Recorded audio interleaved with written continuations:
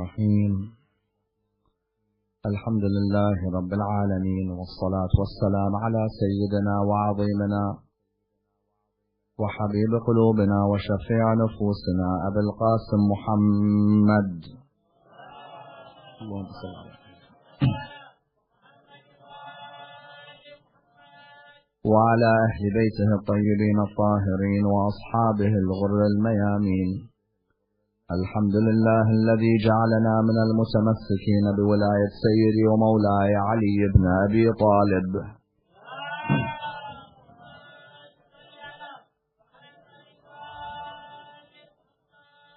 الحمد لله الذي هدانا لهذا وما كنا لنهتدي لولا أن هدانا الله. أما بعد، يقول الله في كتابه الكريم: بسم الله الرحمن الرحيم وما صاحبكم بمجنون. The first of our salawat in honor of Rasulullah Muhammad sallallahu alayhi wa alihi wa sallam.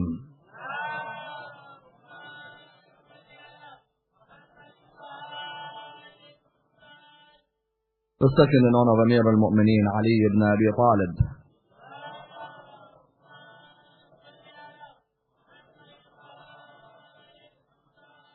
The third with your loudest voices in honor of Imam Sahib al-Asr al-Zaman.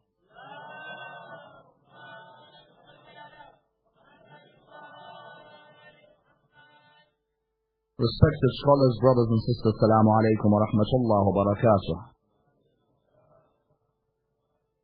Wahab ibn Amr occupies a prominent position in Islamic history, in that he is seen as being one of the greatest companions of Imam Musa al-Kadhim, salawatullah wa salamuhu alayhi.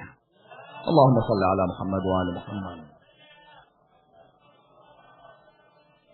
And indeed, being amongst the greatest students of our sixth Imam, alongside students such as Abu Hanifa, Malik ibn Anas, Sufyan al-Thawri, Mu'min al-Taq, Mufaddal ibn Umar, Zurar ibn A'yun, and Hisham ibn al-Hakam.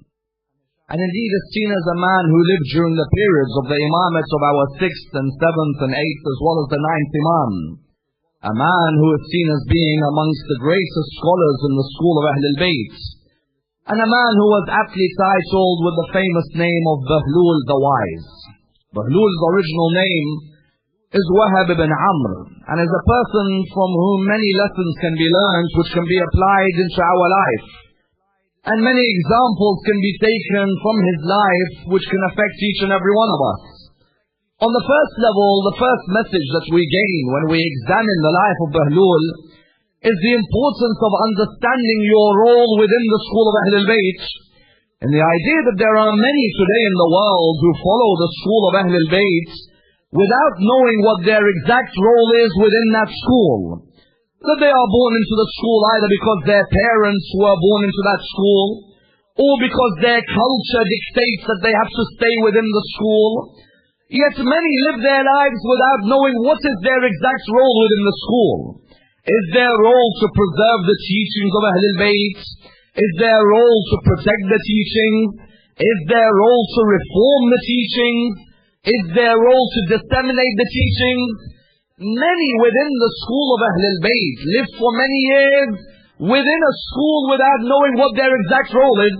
And so if you come to many of the followers of Ahl al-Bayt today, and you ask them, what is your exact role within the school? As in, you claim to be a follower of Ja'far ibn Muhammad, what's your role in the school?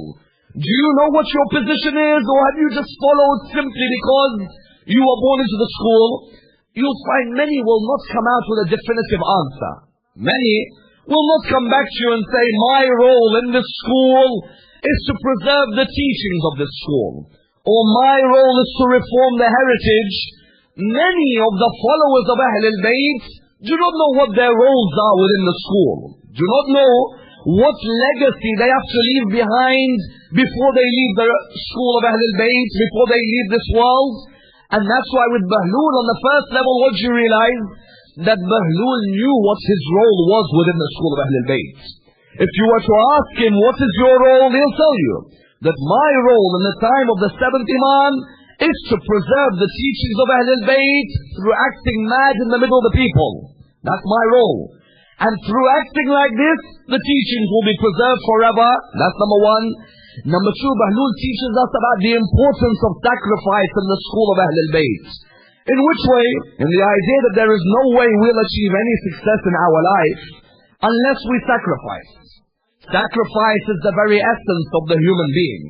That there needs to be a sacrifice in each and every one of our movements. There may be certain positions we have to take in our life, which are positions of sacrifice. Certain decisions we have to make, which are decisions of sacrifice.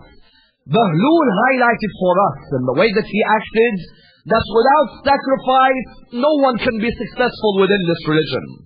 That sacrifice is the very basis of the movement of the human being. That's number two. Number three, you learn about the importance of taqiyya from the life of Behlul. In which way? Taqiyya, as our sixth Imam said, is my religion and the religion of my forefathers. Meaning what?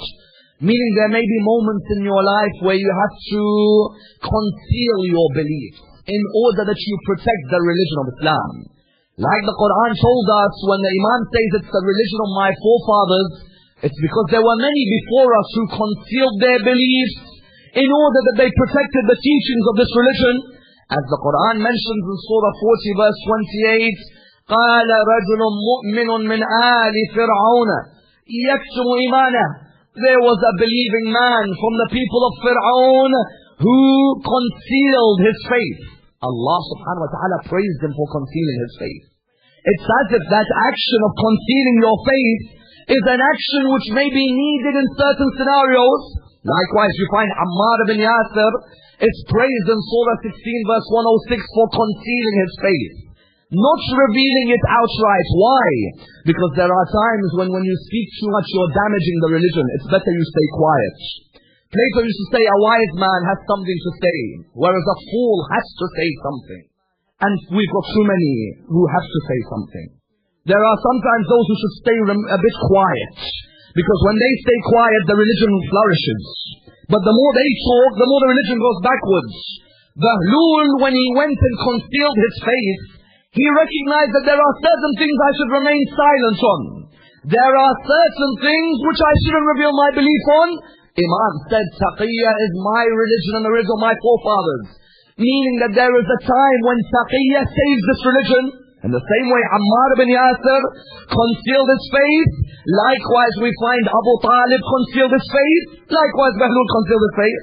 Number four, Behlul's life highlights to us the importance of the fact that wisdom can come to any human being, not only a prophet of God. Any human being who shows devotion sincerely towards God, God will make wisdom stream from their heart to their tongue. Behlul is a clear example of a human being who God shared his wisdom with in a way that he was able to disseminate to the rest of the people. Sometimes people think that the people of wisdom are only the prophets of God, whereas we know that there were two figures in history before Behlul who showed us that the more obedience you show towards God, the more wisdom he gives you. Who are they? Salman al-Muhammadi and Luqman the wise. Salman and Luqman, to many, are not prophets of God. They are normal human beings. But Luqman, Allah named the whole chapter of the Quran after him. Chapter 31.